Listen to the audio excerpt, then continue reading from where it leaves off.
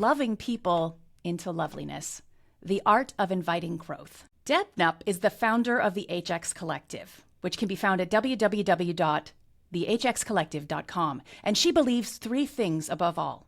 People want to be seen, heard, and valued. As the founder of the HX Collective, she helps organizations build cultures where top talent wants to work, profitable clients want to buy, and inspired leaders want to serve a higher purpose in business, community, and family life. Now, in 2001, Deb founded Growth Play, a consulting firm that equips clients to reach their full growth potential through actionable, research-backed strategies to accelerate revenue, improve loyalty, and inspire teams around a shared vision. In fact, she does that work with me through Asante as my growth coach over the last 12 months.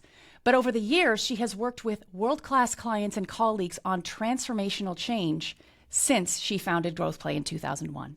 At home, Deb is a passionate wife and mom to 3 daughters, who she calls her best teachers of flourishing. Navigating parenting across generational divides and adolescent mental health struggles has deepened her commitment to authenticity over perfection. These experiences fuel her conviction that love is the essential through line of human flourishing. That. Guided by the belief that sometimes we must love people into loveliness, brings compassion, candor, and purpose to every relationship, and boy, can I attest to that. For her, this is HX, the human experience. Deb Knupp, welcome to the Flourish Feed podcast. Gillian, what an honor to be able to hold space and have what I love to talk about more than anything in the whole world, which is this idea of flourishing. And what a privilege it is for me to not only get a relationship with you in the growth aspects of your world, but just to watch you just find and live into your highest and best. It is such a privilege to be in this conversation, and I could not be more proud and more impressed with the amazing things that you're doing through your work here. Deb, wow. Whew. Oh my goodness, I'm super flattered. But I have to say, more than anything, I am amazed at the moment in time at which our paths crossed in the past 12 months. You've obviously been awesome for a very, very long time, and I've been working on being awesome for a very, very long time. But here we are, working on this concept, this very deep, rich, 1,000-year-old concept of flourishing in a slightly different way. So I would love for you to lead us off today and tell us a little bit about the HX Collective. What are your aims, and how are you pulling this off? At the highest level, the HX Collective is a platform for human flourishing. And platform in our world means really 3 things.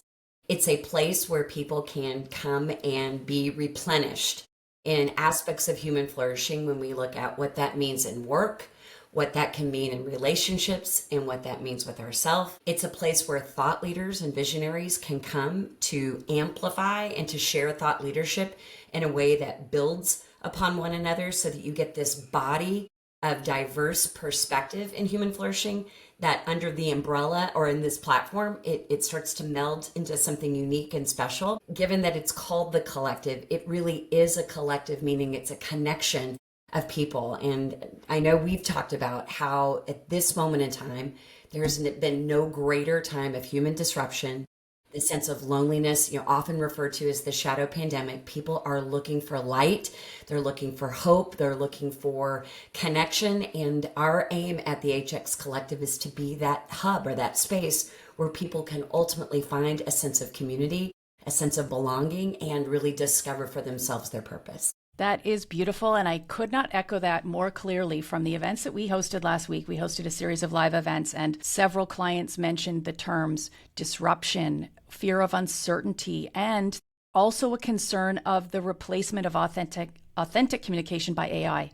And I agree with you.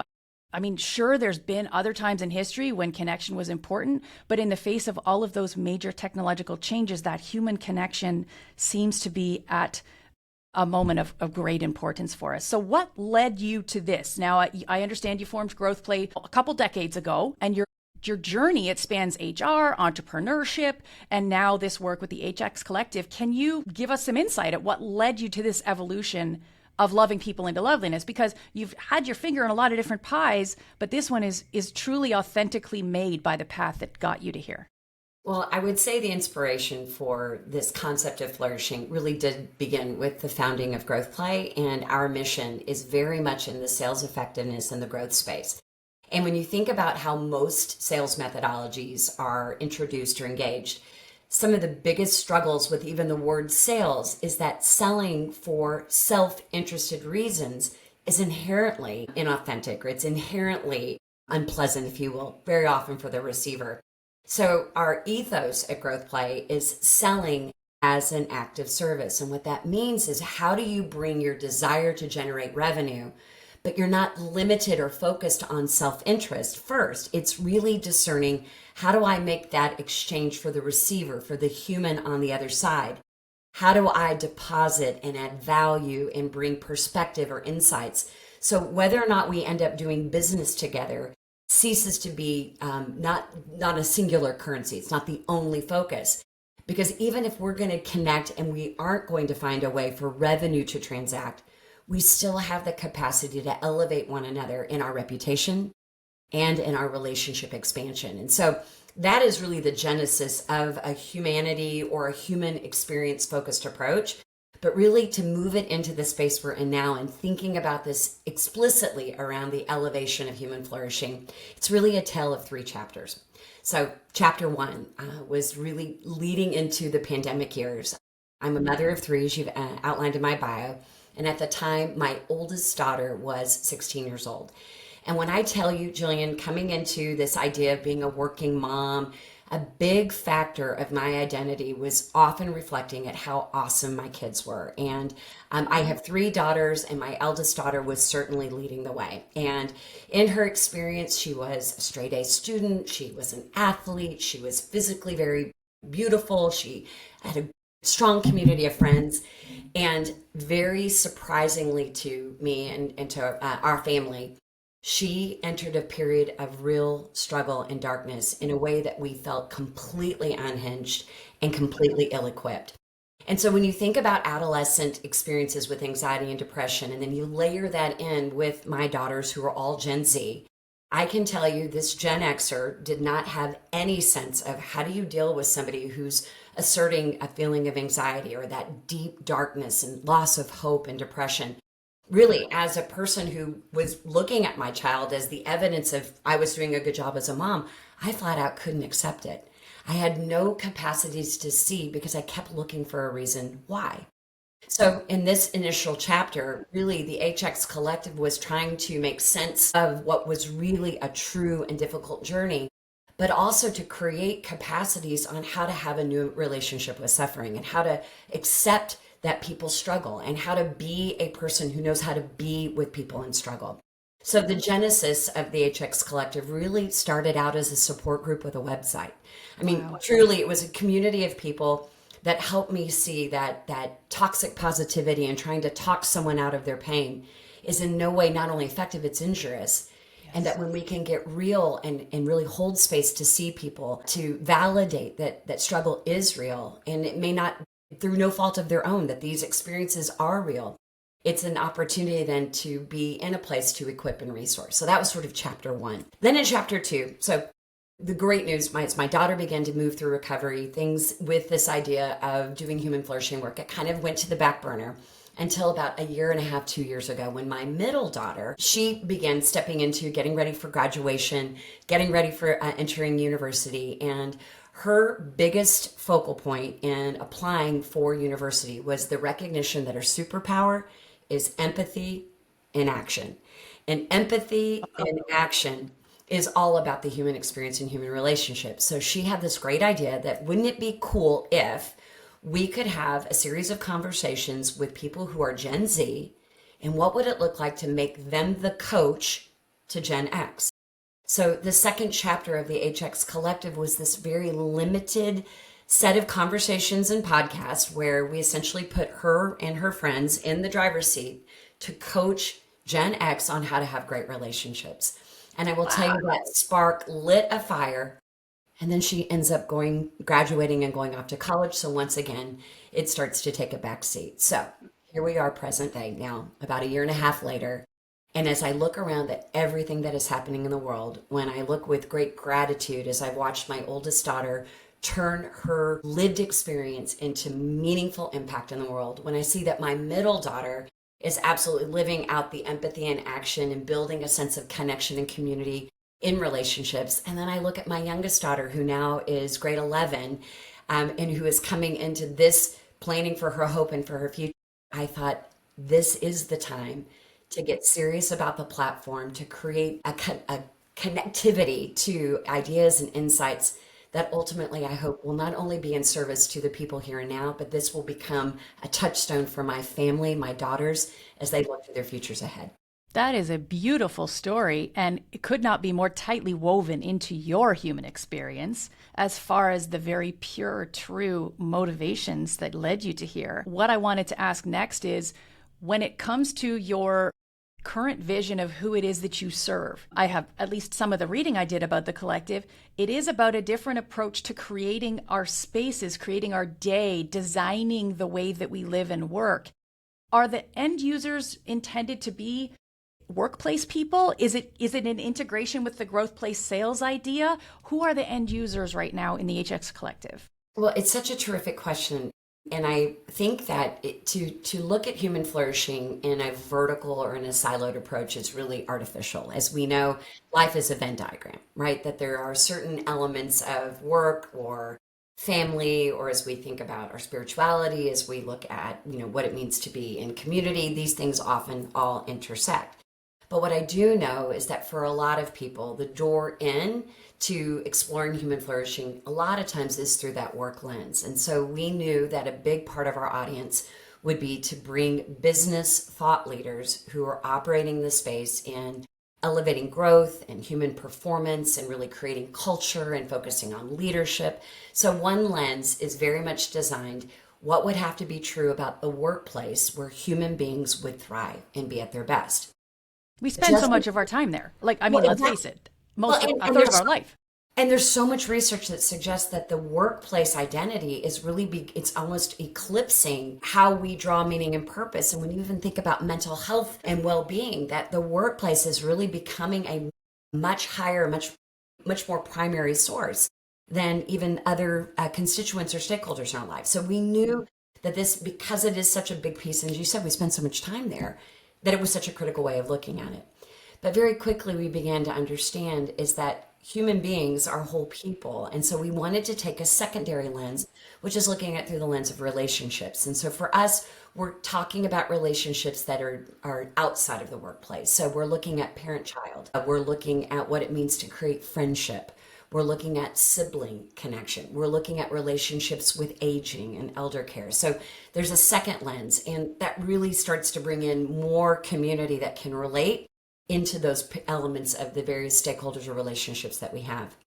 And the 87-year-old Harvard study that we often quote when we talk about the Flourish framework in our business anyway, is one that says that the biggest driver of health, happiness, and a life well lived is the positive human relationships. So you have to include that because it's going to inform the way that you behave and show up in those other spaces. Sorry, go ahead with the third piece. No, but I'm so glad you brought that up because you're exactly right. And if you think about relationship really as the uniting piece from which all the others emanate, I couldn't agree more. And that's what I love so much about your work is that you're using research and data to inform a system, a way of engaging, a mindset and approach, and then all the equipping and tools and tactics that you bring in your business. It fits. Enlivens me. It feels natural because it is natural. Yes. No doubt. So the relationship piece, clearly it became clear that we didn't want this to exclusively be professional only, but really that element of relationship.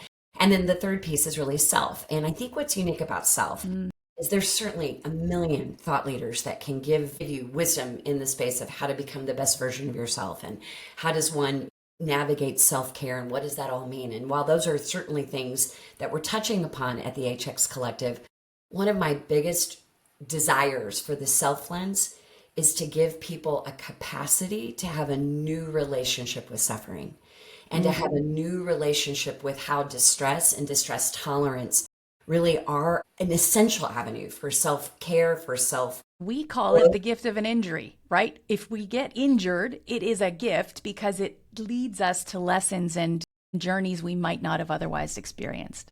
No doubt. No doubt. And I think that's the thing, right? So if we can have a different way of embracing the things that occur for us, particularly when they're around that injury or that wound or that struggle, it really is that catalyst, that ignition, if you will, for growth. And so that's our third lens.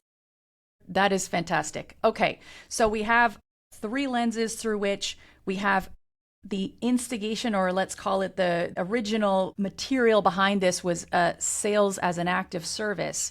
When we're carrying this out now, I think that there's probably a different objective to what you're suggesting people are aiming for. When we look at traditional design-based, not even design-based, but we look at traditional, let's call it corporate coaching structures, it has to do with hitting sales targets and having a certain number that's achieved and being able to say that you brought in this much revenue. What are some of the definitions of success in the HX Collective? How are we defining that? Because I think it's true also in the Flourish Family Wealth Framework is we're redefining success as a positive use of not just your money, but also your time, your energy, and your attention. You've probably got other outputs that you're trying to navigate people to. What are they? Well, I first and foremost think engagement and this ability to be engaged with our work in a way that people can feel that sense of replenishment. And we're looking at how does one think about impact? And one of the areas are we building a sense of community? And does that community feel so moved and so directed and so inspired that they want to share it with other people? And that concept of allowing this to be a starting point that others can then use in their flourishing experiences by sharing it with other people. So we're going to be looking really closely around origins and extensions. Cool. I think the second thing that's really exciting is when we are inviting members of the community actually to share their stories of human flourishing. And so coming into next year, we're going to have this exercise where people can bring their own journal entries. So they have an opportunity to share their own stories or their own experiences around how they've got a renewed view of what it means to elevate, who they are and how they feel and how they see themselves with themselves and in relationship to others. So it's going to be a chance to do some story collecting, which I can't wait. And then I think a really a longer term outcome is, as we start to think about, well, what could happen next? The allies that are connected to our community, this is also an incubation space. So as we think about people who really want to lean into this work, I'm so excited to give people a chance to really figure out what is the lane or the space in which they want to operate and have some freedom and some safety to test those concepts and ideas under our umbrella to get feedback as a launching pad. My greatest joy would to see more independent folks leaning into the conversation of flourishing, just like you are doing in the integration with their own vocations and their own causes and investments. Terrific. What happens next? But those are some additional things that we're looking to do. That's pretty cool. That's pretty cool. So my relationship to this that I can see as a parallel comes through the experience that I had with the Flow Research Collective, which is that the Flow Research Collective originally founded itself really for the study of optimal human performance, but it ended up becoming a tool that was marketed to increase productivity. And I think what your tool, your collective will ultimately do is do that in a way that where, rather than using flow as the methodology to increase productivity, you're using studies and factors and let's call it engagement factors or behaviors related to flourishing in order to increase productivity. I mean, at the end of the day, that is still what companies want. Your allies are still going to want that level of productivity to be increased, not lower.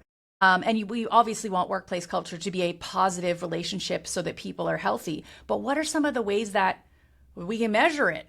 Or is measurement not important? That's another question, because I think I also come to this as somebody who's lived in a Mars-Venus world where as much as I want to be the Venus and just talk about feelings all day, we all have the Mars part of our world, which is that we have to measure it. So what are some of your allies asking for as far as measurement tools? Well, I think it would be remiss if I didn't acknowledge the hard metrics of productivity, in some cases, the financial or operational outcomes, when we can look at really tangible growth objectives in your business was this big and now it's this big, or you were at this level of job title and now you've been able to ascend into higher levels of leadership. I do think those will be spillover benefits or outgrowths of being attached to the work and the content and the resources that we hope to provide. But I also think there are elements that even that transcend feelings as much as it is fulfillment. Like, Yeah. what does a full life mean? Like, what does a life well lived look like? How are you relating to the things that you really, really, really, really want? And what's so interesting, particularly as I'm aging and I'm coming upon a milestone birthday here that begins with a 6, and I can say to you, I know, but I can say this, that when you start to see the things that really, really, really matter, I think ultimately it is the quality of our relationships. Have I played full out? Have I taken the risks for growth? There was a number of studies done over the years that people in the twilight years, often when they look back and they reflect on, what they would have done differently, a lot of the research suggests that people wish that they would have taken more risks. And not just risk like, I wish I would have jumped out of an airplane, but like, I wish I would have taken more emotional and relational risks, telling people I love them, giving people a sense of knowing how and where they stood with me. People often, their biggest regrets weren't the things that they had done. It was the things that they hadn't done. That is a good metric. I want to hold on to that as a metric, because one of the things that we talked about with another guest a few weeks ago was this idea of using that as a powerful coaching question, that if you were to look back on today, 3 years from now, what do you not want to regret? And that actually is a way of getting people to really acknowledge the things that they're not taking the risks to change right now. That's very exciting. And I think I need to have a metric is probably maybe a little bit misled, but I can also see spillover benefits in the biometrics of these people. Like, have you considered things like the wearables and how that might affect the health of the people in the workplace? Is that something that is part of your study as well? Well, first of all, this is such a great conversation, because you are now giving me additional considerations that really we haven't been discerning yet. And I'll just say a big yet, because you're right. Like, why wouldn't we want to look at those factors? And whether it's a causation or correlation, I think ultimately the whole human is really the aim that we're moving to. So health and biometric feedback, the experience of, resourcing, the speed with which people can find information in service to something that they may need for their personal health or well-being. I mean, as I've highlighted, coming upon a milestone birthday, I will tell you that women, as we age, I think there are so many conversations that up until recently were just certainly the undiscussables, whether you're talking about aging or menopause or moving through, elements that just people didn't talk about. So, maybe on some interesting level, and maybe we'll check in again this time next year to see what happened. Yes. But I can imagine that there will be a safety and a security for people to look at whole human health, which does include that physical well-being as much as we might look at our emotion or spiritual well-being. Yeah. And if they need metrics, I guess all I'm saying is sometimes you need to offer the metrics as a way of getting them over the bridge of coming to your side and your way of seeing it. But I can completely see that what you're offering up, not only because I'm a beneficiary of your sales practices, I'm a beneficiary of sales and active service. So if that is at all a part of the underlying fabric of HX Collective, that is going to add value to your ecosystem. But the other thing, if they needed a metric, I gotta say, like, insurance claims, like group benefits insurance claims, would have to change. They would change in nature. They would become more proactive and as opposed to remedial, if you will, in a world where people are feeling fulfilled and engaged, and the level of absenteeism and those kinds of things. That has to be part of the story at some point. I suspect very much so. And what I can say is that already there are a couple of allies that are leaning heavily into making the case for human flourishing at work in a way that can lead to really concrete metrics. And I love that you described it around absenteeism and turnover, the incidence of, the reduction in reported struggle and need for mental health. Stress illness, yeah. Stress as a giant factor. So I am excited to see, and I think we're a small piece in what I hope will launch into a much more mainstreamed way of looking at how do we prioritize stakeholders, how do we prioritize outcomes, what is the impact we're trying to do, whether that's in a professional setting or as I think about my friends that are looking to create more impact in their homes, or they're looking to have better impact in the communities at large. I do think that the through line of human flourishing and human experience creates access for greater outcomes, better metrics. Perfect. Now, when it comes to any other kinds of challenges or resistance in your experience, either with Growth Play or now with the HX Collective, what do you think the biggest barriers are that people face when they attempt to make this shift? Is it family? Like, is it about their home life? Is it about their prior knowledge of themselves or their expectations? What are some of the barriers that you think? Maybe you've got that even story from your daughters. I don't know.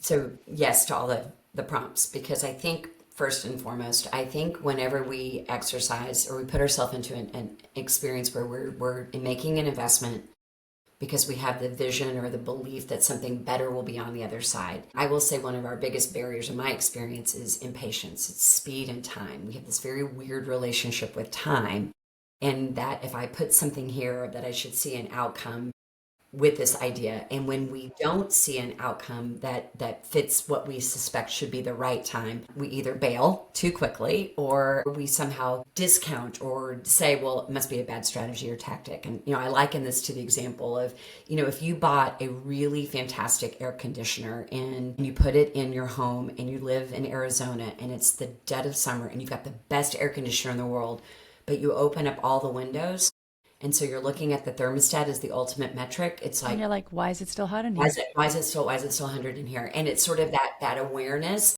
of having a much more realistic understanding of what you can expect with regards to time, and to recognize where's leakage and where are the opportunities. So you don't blame the air conditioner. Bad air conditioner, need a new tactic. I think you have to start to examine things in a much more meaningful way. So I think that's one barrier, is expectation around time. Cool. I think the second barrier, and I touched upon this earlier, is I think people think that human flourishing is supposed to feel good. And I think we think that we step into things that this is all about, positive attitudes change everything. It's like we expect this to be, and to be sure, it feels good to have happiness and positivity. No way am I, outlawing optimism is one of the ways to sort of something to expect or seek, but it's, I think, recognizing like, what do I do in this space when I'm trying something on, or I have that hard conversation and it doesn't land well, or I expressed myself at work and shared a vulnerability and now I'm being ostracized or being left out. It's like, I think that realization is that humans are messy and it's not always going to feel good. And growth has to be uncomfortable if it's actually growth. Otherwise, it's not growth. Yeah, for sure. Yeah. And then I would say the last thing that I think is a real barrier is almost this construct of it's almost existential. It's sort of the comfort zone, like why bother? Jacuzzi syndrome. Yeah.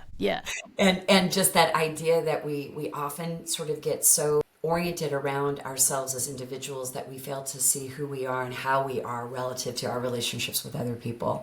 And I can say that a big part of the journey of my daughter's healing and our family's healing coming through this process is to realize, and you've heard it said a million times, like one of our biggest barriers is the belief that we're alone. And that we tend to be so inwardly oriented that this is so unique and so hopeless and so that I'm just going to, keep that focus on self, that we don't recognize that really the power of growth is coming through and with other people. And so that willingness to sort of turn from an inside perspective out to really kind of have that outside in. And so I think, again, this may be a chance to maybe awaken new ideas around what are very, I think, common barriers for people to realize, full life and full potential. Yeah, and having some kind of regular habit or daily practice or weekly ritual, and ritual is a big part of this, but where you are brought back into awareness who your circle is and who you can lean on and who you can tell anything to. That's got to be a big part. I know it's a big part of that positive social relationship comfort level, but sometimes when we are isolated because of, the place of digital stuff in our lives tends to isolate us, whether we like it or not. I think it's actually some kind of relationship with the brain that makes us feel that way. But also, if you do spend, 10 hours of your day looking at a screen, you don't really feel the same vibe as when you are actually with people. I want to talk a little bit about this idea of it not being comfortable at different junctures in your life. So you talked earlier about the definition of us professionally being such a big part of who we are. And then there's this moment where we are suddenly not that person because we retire. And that kind of feels a little bit like a moment of darkness or an injury that we have to come through. Have you got any experiences where you've worked with that as opposed to like the daughter who's coming through something at the age of 16? What does it look like, and what are some of this either coping strategies or data points you've got on that kind of redefinition with flourishing? What should we expect? Well, first of all, I think when you just look at I'm going to call it the artificiality of what we would consider kind of a classic retirement, I think we need to have some space to say that retirement may be something greater than I no longer go to that place for work every day where I get a paycheck every 2 weeks. Like that, I think the classic definition of retirement, I think we've got a new frontier on what that means. That one piece of retirement, and that I don't go to that place I work every day, or I don't own that company that I used to own, and I'm stepping into it. I think I'm more excited about this next chapter of my life as I'm approaching my 60s, and as I start to think about like what is the possibility in the future. And I do get the sense that when we think about, what does this mean in each of these seasons and how might we start to redefine flourishing, I think one of our barriers is just not having a confident view of what's on the other side. And one of my favorite things in our work together, and particularly is so much of it is about teaching people how to have a great relationship with the economics. It's a bit like, well, if you think about it, most financial advisors or wealth advisors would be thinking about retirement is at the destination where you get to a certain amount of money and you put a certain level of budget in, and then like the grand outcome of your life is that you don't outlive your money. Like and then you hit play and that's it. Yeah. And then that's it. Living every day. And I arrive, and then I suddenly am safe, and now I've got to figure out hobbies. By the way, that might be a person's, like that may be the ultimate but goal. It's not everybody's. It's not everybody's. And I think it's the opportunity, instead of thinking about retirement as a destination, I like to think of it as if I'm climbing Mount Everest, think about retirement as base camp. It's like it's the first layer as you approach the summit. Yeah. And what if it all begins at the base camp? I What agree. if we're just getting started? And there are so many thought leaders and so many people that are my contemporaries that I think are leaning into this space of what if we were just getting started? In fact, a quick anecdote, there's an American comedian, her name is Leanne Morgan, and she is approaching her 60th birthday. She's had a couple of comedy specials on Netflix and then just wrapped up her Didn't first she just series. talk to Oprah a couple of times? I think She I've seen did. it. Yeah. She's fantastic. But she is a stand-up comic who just finished up a big sitcom called Leanne on Netflix. It just got renewed for season 2. And I just had the opportunity to see her live. And so many people are like, she's an overnight success, and she's from the very deep South, so I will not endeavor to imitate her accent. But she's like, I'm an overnight success over the last, 40 years pursuing. But she named this tour Just Getting Started.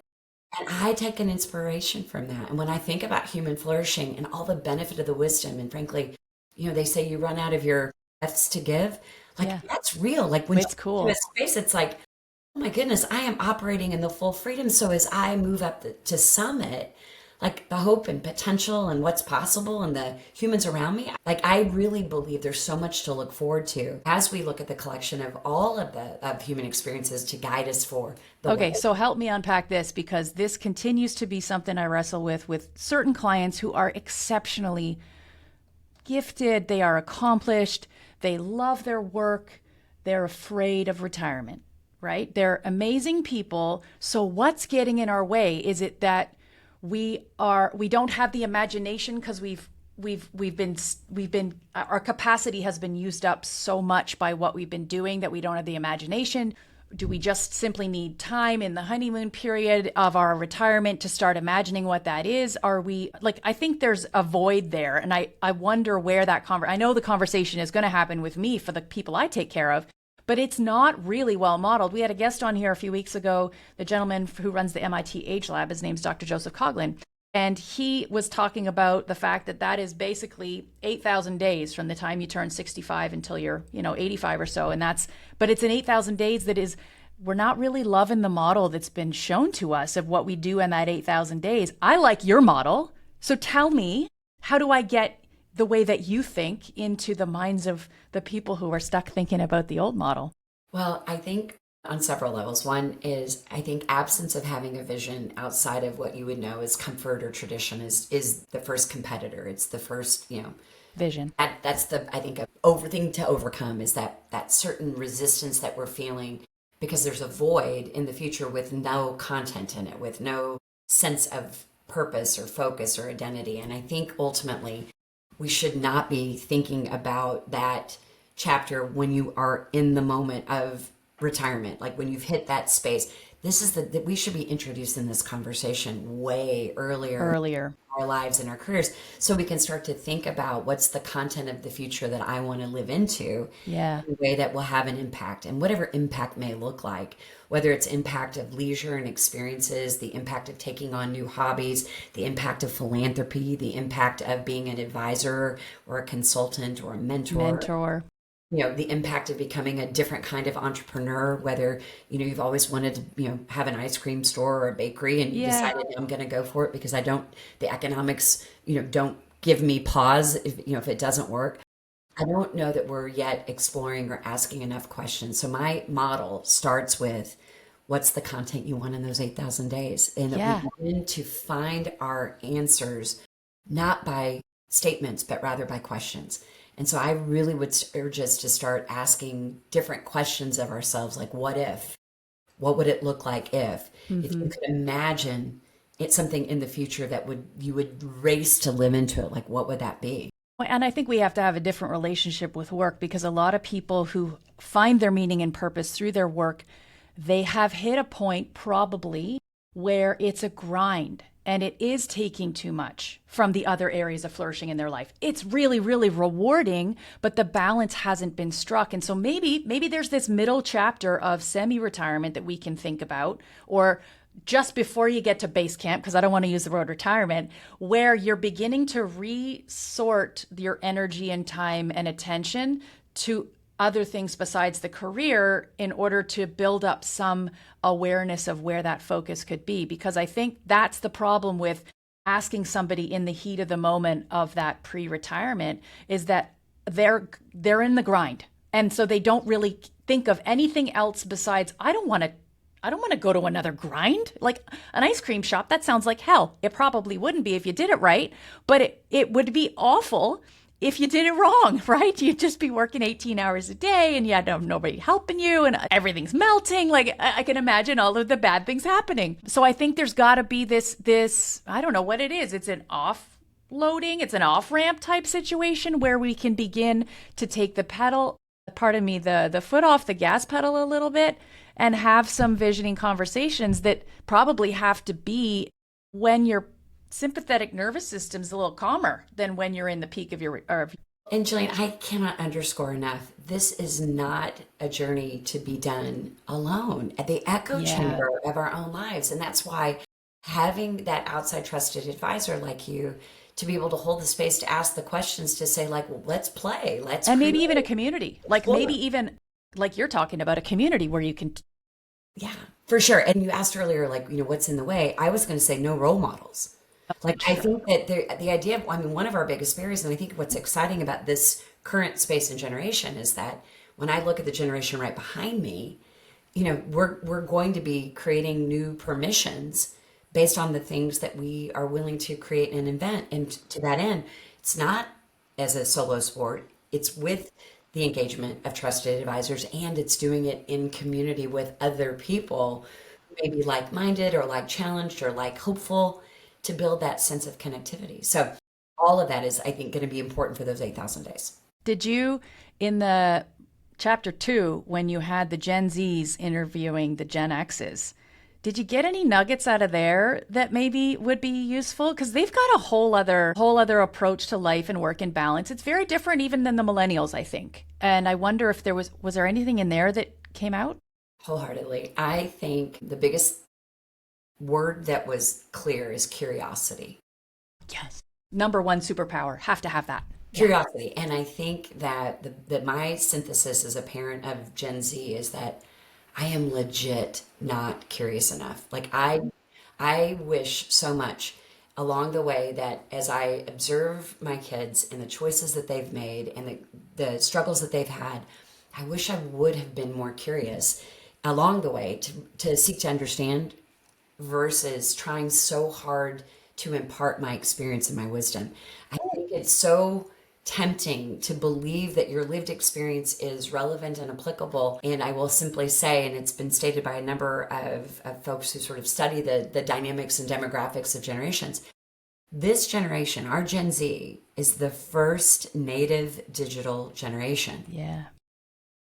Born with an iPhone in their hand. Yeah. Exactly. They've never known a life without Google. I mean, there's a certain like realization. And so my native analog nature and the way that my reasoning and the way that I am informed and the way I find purpose and meaning, right? It's a very, very different set of experiences. So why in the world would I try to lay a prescription of my lived experience in a world where the inputs are incompatible? That was a big eye-opener for me, is to recognize the cost and consequence of that. That is cool. And I think the second thing that I learned from this Gen Z and these conversations is authenticity really, really, really matters. And it's this idea of finding the truest version of who we are and then finding ways to be your most authentic self. I can speak for myself. The living into the personas or the norms or the archetypes and kind of playing those games in a way that you're like doing it right. Mm-hmm. I can say that this younger generation, they're not constrained by that. Like that is very relieving. It's like even simple things like, what does it mean to work? Like I can say that the concept of Gen Z, like our idea of you come in entry level in a job and you work your way up until you become a leader or a partner or owner or whatever it is, like that really isn't a part of the construct. Like there's a much stronger bias in their lives to say work is going to be a collection of seasons. Yeah. And I'm going to have my different seasons that might look more like gigs than they are, forever destinations. Once again, curiosity, like what does that look like for the people in your life, but also that authenticity piece. Like, why not? Like, what an incredible gift to take from them. And also, I think a superpower for them to come through and into this era where you do kind of have to question everything you see. And you do really honor and value authentic things instead of fake things. I will agree that both my sons are very good at not trusting the first thing they read about something. They have to go fact check it automatically without even thinking on 5 or 6 different platforms. And even then, they don't necessarily trust what they read, right? So that authenticity of self, but also authenticity of facts that allow them to form their worldview is also a pretty cool superpower. What a great learning to have received in Act 2. I know. And my senses. So my daughters are involved in the HX Collective, and so there will be more to come. So I'm excited for their wisdom and their ways of engaging. I think that's going to add a dynamic to the community that really reflects on generations. So I can't wait for that to be a part of this. I got to say too, that is terrific to hear. That it's informing your business and your direction, but also it underscores why it is we're trying to use live events in the work that we do, because live events are not just me and that couple in a room solving problems based on them in you called it the echo chamber, but we're looking at things based on the inputs and the realities of people of different generations. And I think that certainly our exposure to technology, like you talked about being an analog, I feel like I'm a semi-analog, semi-digital. My kids are full digital. We have so much to share with each other that is way more valuable than trying to solve it on our own. I love this. Marvelous. That. I have one follow-up question, or I guess I should say it's not even a follow-up question. I have one final question for you today that I ask of every guest on the Flourish Feed podcast, and it has to do with helping me, my kids, my clients get the most out of every possible minute of their day by acknowledging and honoring what I would call the moment of bliss. And it's something that you might look for in your day. And by collecting all these moments of bliss and sharing them, I'm hoping that we create a list of beautiful things for people to look for in their day that they may not even be seeing. Such as, for example, when I take my almost 1-year-old Labradoodle out for a car ride in the morning to pick up coffee, and it is literally the highlight of her day, and I can see it on her face, and it makes me feel like the universe is a good place. Would you share with us an example of your moment of bliss? So I am deeply committed to catching people doing good things and then telling them. Oh. And my moment of bliss is to be very intentional on a daily basis, is to hold little moments of light and love and truth and authentically acknowledge what I'm observing in another human being, and then to be very specific about the impact that it has had on a life. I think we miss so many moments to catch people making a huge difference. And I'll just speak to a very recent moment of bliss. My husband and I had a rare date night last Friday night, and we live in a small community, and so we were at the local brewery, and it was just a lovely evening. And the woman behind the bar was in full-on hustle mode, and the demographic of guests in this place were, everyone from, people that were, from more of a rural background. So she had like a whole corner of people that are like in the fields in the middle of harvest. She's got farmers. She had like a girls' night, bachelorette kind of thing going on. She had the couple on a date. She had individual people by themselves. And as I was watching her move, I could see this sort of capacity in her customer experience, how she was engaging each of those and being really dialed in and attuned to the circumstance of the person, but not just how they were engaging with her in ordering a beer or, a snack. It was very much in like who these people are on a Friday night in this establishment and the larger context of who they are when they're not here. Wow. And I'm going to tell you, it was like watching this like masterclass in attunement. And so it was such a gift to hold the space at the end of the evening to be able to say, like, would it be okay if I give you some positive feedback? Which is why that's a good way to lead in, because people are always a little wary. And I said, would it be okay if I share some positive feedback? And she's like, of course. And so I essentially told her this. I said, I'm not sure that this job or this moment is your forever life, but I do know. Are we back? I think I may have lost connection. All right, we'll hit a pause. Yeah, we did, but you can keep going, and it can go back to, I'd like to share some positive feedback. That's where I lost you. Okay, great. So a great way to catch people doing something right is to open a conversation by saying, and as I did with this bartender, I said, are you open to a bit of positive feedback? It's a wonderful way to take the guards come down. Yes. And there's a receptivity. And then to name and frame the behavior that I was watching as a masterclass of attunement and a level of love and care, and to connect the dots for her in a way to say that who you are and what you're doing. I don't know if this is your forever job. I don't know if this is if you've arrived at the destination. I suspect not. But don't miss that opportunity to see yourself as that agent of validation, of love. Yeah. Seeing people and meeting people where they are. That little moment in exchange didn't cost me anything other than observation. But I can tell you that when you engage that, like the moment of bliss for me is watching, as you were describing your Labradoodle, it's like the delight in knowing that that may be the moment for her that could help her reshape or rethink who she is and what she's doing in every day. Yeah. And what you did, and I think as a habit, if other people would like to try that, what you did was you said thank you. You offered gratitude to that woman for all of those other people. And you probably felt amazing doing it. And she felt like a rock star receiving it. Had to have. And it came out of nowhere. What a beautiful surprise. You, my dear, are a beautiful surprise. And I am so honored to be sharing this journey with you. And I look forward to having you back to talk more about the stories of the HX Collective 2026, if that would be all right with you. Without a doubt. And I want to say to your listeners that we can't wait to have you come and share your flourishing journey with us on the HX Collective. So stay tuned. There's going to be more Gillian in that world and reaching new audiences and new impacts. So I can't wait. Look forward to it, my dear. Have a wonderful day. It was so great to see you. Thank you so much. My pleasure. Thank you.